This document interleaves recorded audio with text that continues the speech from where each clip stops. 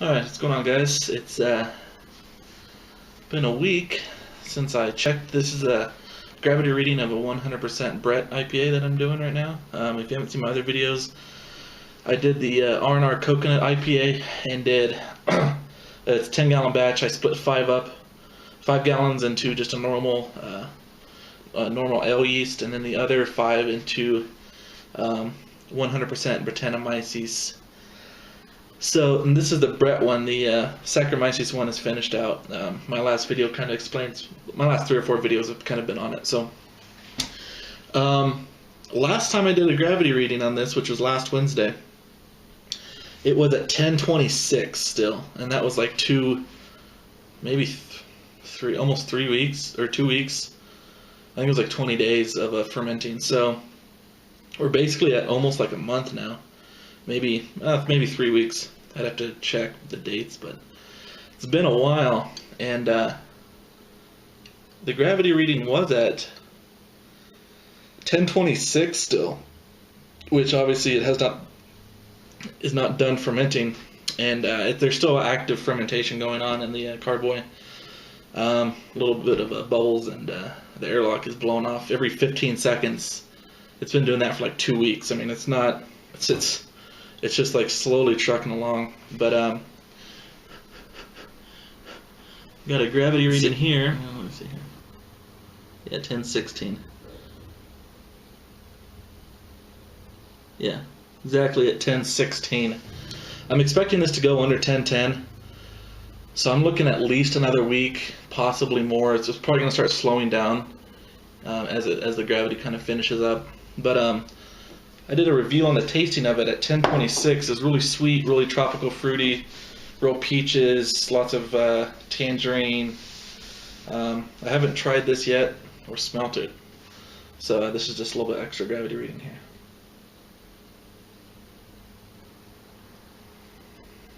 It's not quite as floral as it was last time. Maybe it's just because I have a lot less in here. But I'm still getting the same smells. Let me pour this in here and see how it's. Might just be volume. Yeah, it's a little bit better. But yeah, still getting peaches. Not as much. It's not as pungent as it was. Tangerines and grapefruits.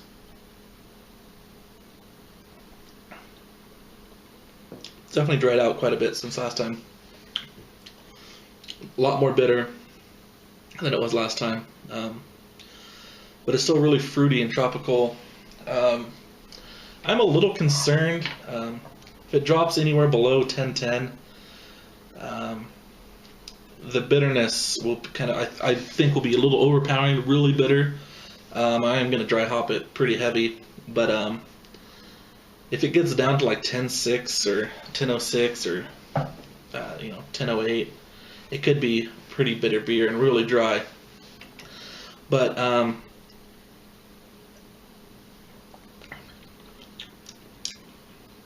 it's good. Yeah, lots of tangerines and grapefruit and a little bit of peach. Totally different than the other gallons. But I was gonna do it. I was gonna do I don't want to do a shirtless video, so I just threw a shirt on real fast. But it's my day off, so luckily I even have pants on. But what was I gonna say? Oh, I am going to start. I'm gonna dry hop today. I'm gonna start doing the other 5 gallons. I was gonna do them identical, but I don't want that other one to sit on the yeast and just be sitting for too long. So the ale yeast, I'm going to start doing the dry hop regiment. And on the dry hop regiment, the recipe calls for 4 ounces per 5 gallons. So I'm going to do it in 2 different dry hop stages. So I'm going to do 2 ounces, wait 3 days, and then do the next 2 ounces for the 3 days. And then I'm just going to pull that off into a keg. So I'm going to leave it in the primer. I'm going to dry hop into primary. I've done that before. It just saves me a lot of time and effort. But I am going to. I'm not going to wait for this beer to finish out before I start kegging the other one. I figure they're going to be so different. I can already tell that they're just completely different beers. And just because, it is kind of an experiment just on the different types of yeast. But Brett is taking so long to ferment that I wouldn't leave an IPA, for 45 days. Before dry hopping and kegging it. I mean, it'd usually be 2 weeks, and then you're kind of moving on. So I'm going to continue with more of a normal time schedule for the ale, the 5 gallons of the ale yeast, and I'm just going to do the Brett version as it needs to be. I'm not going to hold back the other version, but I will follow the same type of hop regimen. So I'll do the same hops and same dry hop, 3 days, and then 3 days with the other 2 ounces. So I'm going to do everything else like that the same. Just I wasn't really expecting this Brett to take so long. It's gone down 10 points in a week, which is pretty slow when compared to an ale yeast, which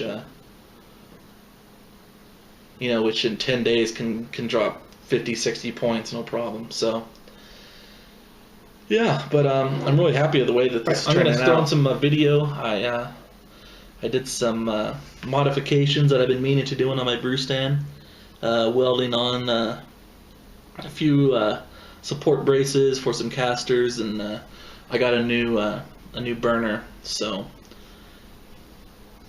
yeah, that's about it.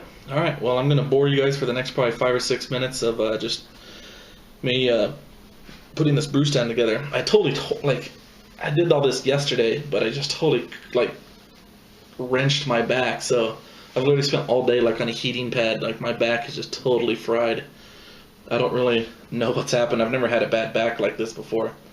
Yeah, I don't know. There was never, a certain point where I pulled it, but sure enough, man, it's killing me today. I'm hobbling around like an old man. So, all right. Oh, happy homebrew Wednesday, guys. See ya. Okay, I got my new burner in. That bad boy right there. It's 10 inches across. It's a BG14. The one I had on previously, this is on the top burner. I'm actually going to leave this one on just because it seems to work fine for heating up water. It does a good job. I did do a test burn on this one, and it seems to work perfect. So one thing I did notice that the flames only come out right about here. So I'm thinking 3 inches, 3.5 inches high is about perfect. So what I have to do is I had this old mounting, or my old burner I used to hook onto here, but with the circular one I'm going to have to do posts coming down, and that can get screwed onto there. So, and this time I am going to do an adjustable mount just in case I have to raise and lower it. So that's something I was going to do with this one, but got lazy, just welded it. So I'm going to cut these off right here, right there at the base, and get something else welded on.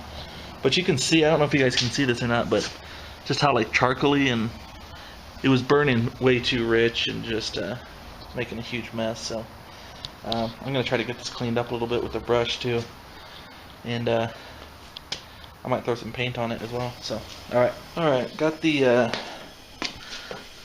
burner all rigged up and fired up, just doing kind of a test run to see how high I want it, but I think right about there is right where I want it. So my kegel sits a little higher than exactly flush.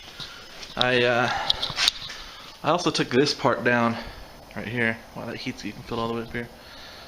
I took this thing. It was a big old, just a tall unfinished piece. I cut that off. Then I added this, which I've been meaning to do for absolutely since the first time I ever brewed on this thing. Aside from the casters, this thing pisses me off more than anything.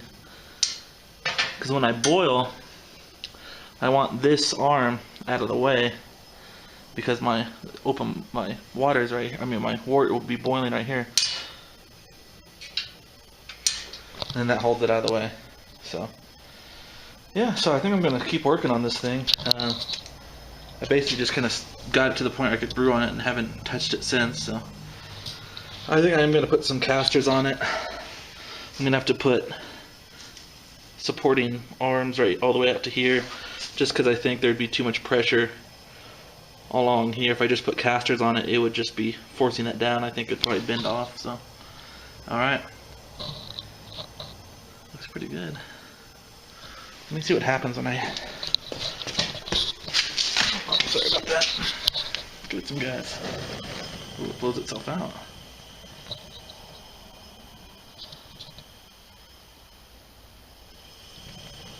That's strange.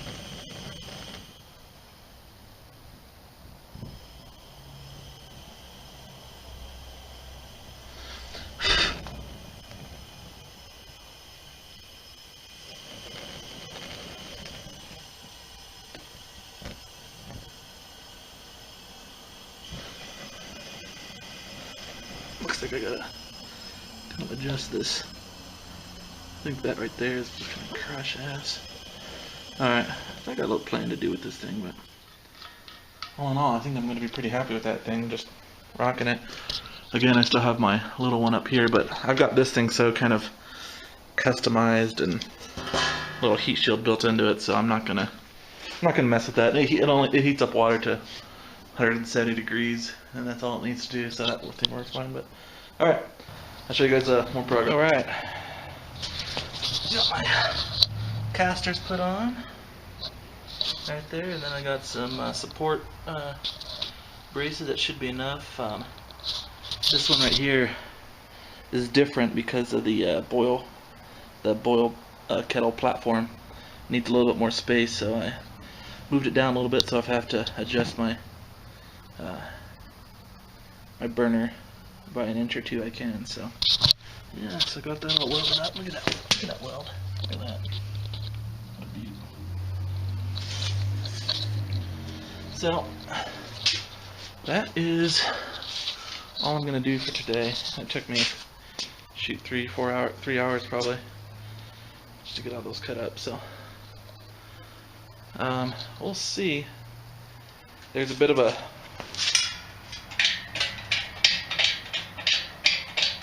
about a ½ inch wobble, or a ¼ inch wobble, but I'm not gonna do anything about it. So, all right. I don't know if I'm gonna paint this thing or not. I'll probably paint it. I'll show you guys the painted product next.